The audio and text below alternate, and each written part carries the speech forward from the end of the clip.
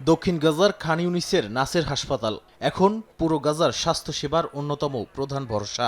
উত্তর গাজার অধিকাংশ হাসপাতাল ধ্বংস হয়ে যাওয়ায় আল মাওয়াসি এলাকা সহ হাজারো রোগীর চিকিৎসার চাপ সামলাতে হচ্ছে এই হাসপাতালকে। তবে চিকিৎসকরা বলছেন, প্রয়োজনীয় ওষুধ, চিকিৎসা সরঞ্জাম ও বিশেষায়িত যন্ত্রপাতির তীব্র সংকটের মধ্যেও আন্তর্জাতিক সংস্থাগুলোর সীমিত সহায়তায় ন্যূনতম স্বাস্থ্যসেবা চালিয়ে নেয়ার চেষ্টা চলছে। গাজায় বর্তমানে মাত্র একটি বিশেষায়িত কার্ডিয়াক মেশিন সচল থাকায় হৃদরোগীদের চিকিৎসা পেতে দীর্ঘ অপেক্ষা করতে হচ্ছে।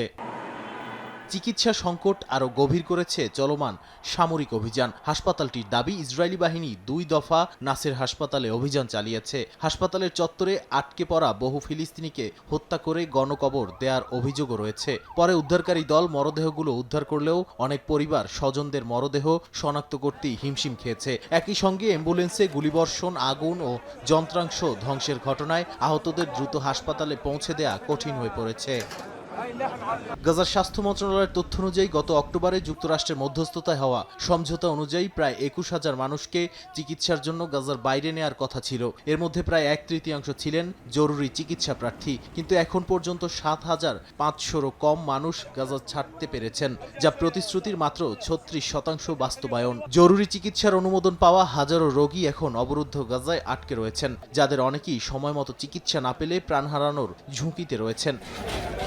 এরই মধ্যে মঙ্গলবার ইসরায়েলি হামলায় গাজায় শিশুসহ কয়েকজন ফিলিস্তিনি নিহত হয়েছেন। খান ইউনিসে একটি তাঁবুতে বিমান হামলায় আরও বেশ কয়েকজন হতাহত হয়েছেন। একই সময়ে অধিকৃত পশ্চিম তীরেও অভিযান অব্যাহত রয়েছে। এল বিরে শহরে ইসরায়েলি বাহিনীর গুলিতে 15 বছর বয়সী এক কিশোর নিহত হয়েছে। নাবলুসের দক্ষিণের বেইতা শহরে এক ফিলিস্তিনি নিরাপত্তারক্ষীকে মারধর করেছে ইসরায়েলি বসতি স্থাপনকারীরা। পাশাপাশি নতুন বসতি স্থাপনের উদ্যোগ, হেব্রনের ইব্রাহিমী মসজিদে নতুন স্থাপনা নির্মাণ এবং বিভিন্ন এলাকায় সম্পত্তি ধ্বংসের ঘটনাও ঘটেছে। নাদিম মারজান, সময় সংবাদ।